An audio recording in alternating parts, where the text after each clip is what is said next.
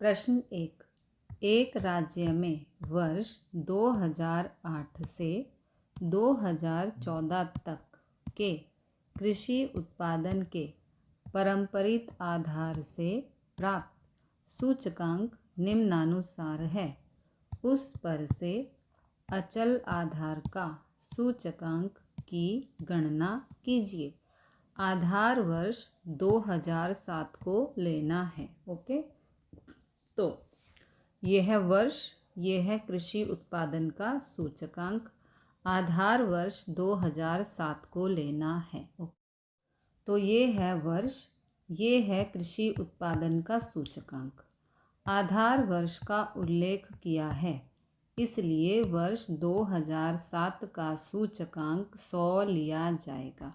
यहाँ 2008 तक है, लेकिन कहा है कि 2007 को हमें आधार वर्ष लेना है, तो 2007 का सूचकांक 100 लिया जाएगा। 2007 की यहाँ पर कोई वैल्यू नहीं है, इसलिए 100 लेते हैं। 2008 का प्राप्त सूचकांक 100 है, ये रहा, इसलिए 2008 का 100 रहेगा। पारंपरिक सूचकांक प्रथम वर्ष का जितना होता है उतना ही प्रथम वर्ष का अचल आधार का सूचकांक लिया जाता है। ओके, अचल आधार का सूचकांक का ये सूत्र है, इसमें वैल्यू पुट करते हुए हमें आंसर फाइंड करने हैं। अब यहाँ पर ये है वर्ष, ये है कृषि उत्पादन का सूचकांक। यहाँ पर अचल आधार का सूचकांक हमें फाइंड करना है। तो चालू वर्ष, इसका मतलब है ये वाला 100 गुणा में गत वर्ष 2008 से पहले 2007 होगा, उसके लिए हमें यहाँ पर 100 लेने के लिए कहा गया है। तो गुणा में 100 अपॉन में 100 आया सूत्र का। 100 से 100 कैंसिल, आंसर आ गया 100। नेक्स्ट, चालू वर्ष यानी कि 110 गुणा में गत वर्ष यानी कि ये वाला 100, ये वाला 100 अपॉन में सूत्र का 100। 100 से 100 कैंसिल, आंसर आ गया 110। चालू वर्ष के लिए 95 गुणा में गत वर्ष, ये वाला 110 यहाँ पर अपॉन में 100, सिंप्लीफाई करके आंसर ये आएगा। चालू वर्ष का मतलब है ये 108, गत वर्ष का मतलब है ये वाला 104.5 अपॉन में 100, सिंप्लीफाई करके ये आंसर आएगा। चालू वर्ष का मतलब 120, गत वर्ष का मतलब ये वाला 112.86 यहाँ पर अपॉन में 100, सिंप्लीफाई करके ये आंसर आएगा। चालू वर्ष का मतलब ये वाला 106 और गुणा में गत वर्ष मतलब ये वाली वैल्यू अपॉन में 100, सिंप्लीफाई करके ये आंसर आएगा। चालू वर्ष का मतलब 110 गुणा में गत वर्ष का मतलब ये वाला आंसर यहाँ पर अपॉन में 100, इसको सिंप्लीफाई करके ये आंसर आएगा। ओके, तो जब इसमें कहा है कि पारंपरिक आधार से प्राप्त सूचकांक निम्नानुसार है, ये रहा, उस पर से अचल आधार का सूचकांक की गणना कीजिए। जब पारंपरिक आधार से अचल आधार का सूचकांक प्राप्त करना हो तो हम ये वाला सूत्र लगाते हैं, ये आपको ध्यान रखना है। चालू वर्ष के पारंपरिक आधार का सूचकांक गुणा गत वर्ष का अचल आधार का सूचकांक अपॉन में 100। चालू वर्ष का मतलब जो ये सामने वैल्यू दी हो ये रही, और गत वर्ष का मतलब जो इसका आंसर आया है पिछले वाले का, वो यहाँ पर अपॉन में 100 करते हैं। कब? जब पारंपरिक आधार से अचल आधार का सूचकांक प्राप्त करना हो तब। प्रश्न 2, वर्ष 2007 से 8 के आधार पर निम्नलिखित यंत्र और यंत्र सामान के थोक मूल्य पर से अचल आधार के सूचकांक पर से पारंपरिक आधार का सूचकांक ज्ञात करो। ये वर्ष है, ये यंत्र और यंत्र सामग्री का सूचकांक है। तो जब हमें अचल आधार के सूचकांक पर से पारंपरिक आधार का सूचकांक ज्ञात करना होता है, तब हम ये वाला सूत्र लगाते हैं। चालू वर्ष का अचल आधार का सूचकांक अपॉन में गत वर्ष का अचल आधार का सूचकांक गुणा में 100। ओके, तो ये वर्ष है, ये यंत्र और यंत्र सामग्री का सूचकांक है। यहाँ आधार वर्ष का उल्लेख किया है, इसलिए वर्ष 2007 से 8 के वर्ष को आधार वर्ष लिया जाएगा। उस वर्ष का सूचकांक 100 लिया जाएगा, इसलिए 2008 से 9 के वर्ष का सूचकांक 117.4 परम्परित सूचकांक के रूप में लिया जाएगा, ये वाला। ओके, तो ये वर्ष है, ये अचल सूचकांक है। यहाँ पर हमें परम्परित आधार का सूचकांक ज्ञात करना है। ओके, किससे करना है? देखो, अचल आधार के सूचकांक पर से परम्परित आधार का सूचकांक ज्ञात करना है, उसके लिए ये सूत्र है।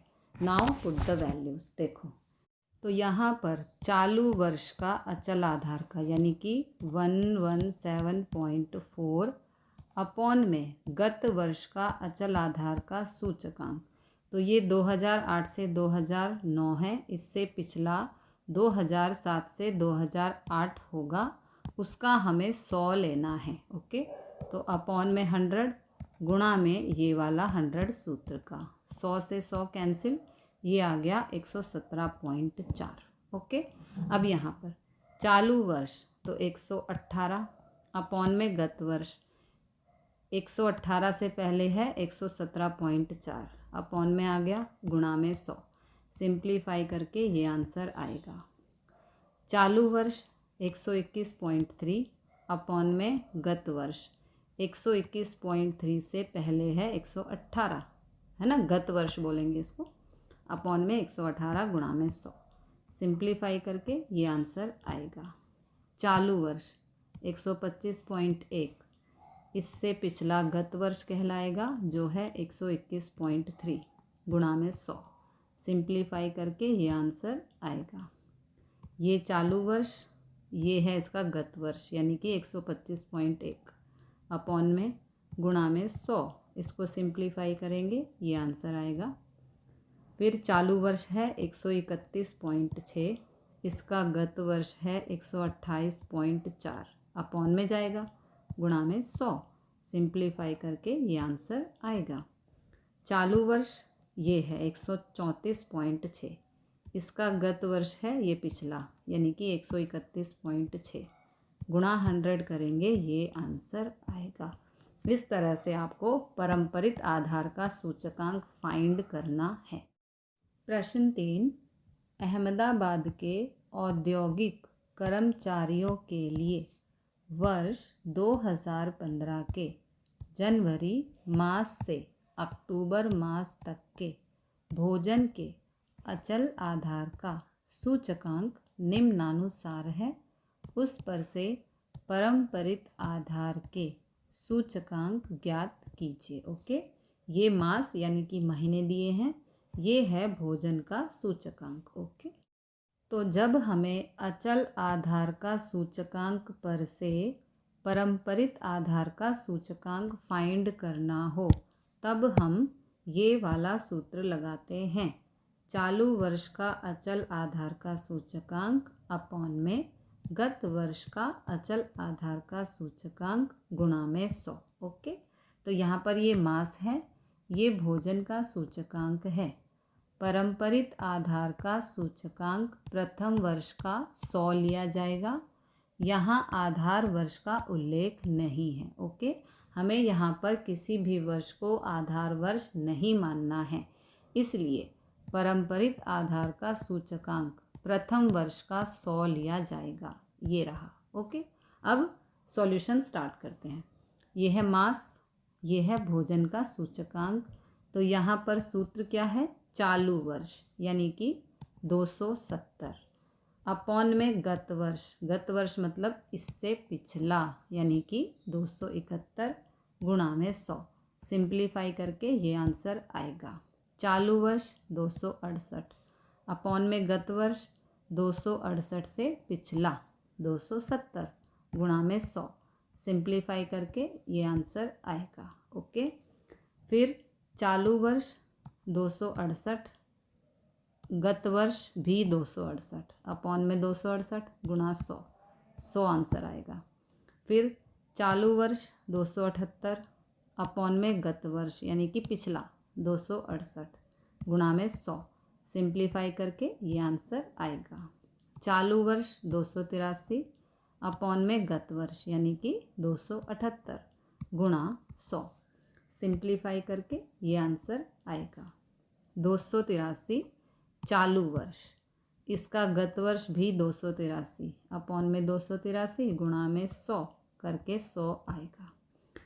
चालू वर्ष 293, इसका गत वर्ष 283, तो ये अपॉन में गुणा में 100, सिंप्लीफाई करके ये आंसर आएगा।